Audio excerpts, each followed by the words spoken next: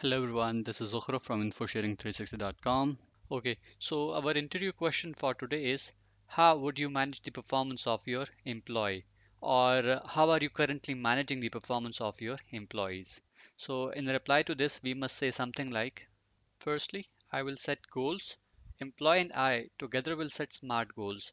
By SMART, I mean goals that are specific, measurable, achievable, relevant, and time bound.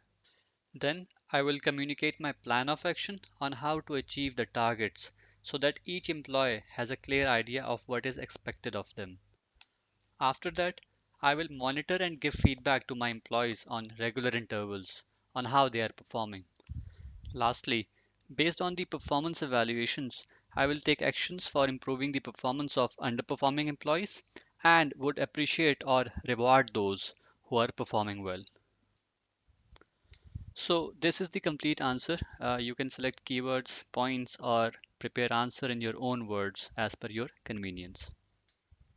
Please don't forget to subscribe our YouTube channel InfoSharing 360. Thank you for watching this video.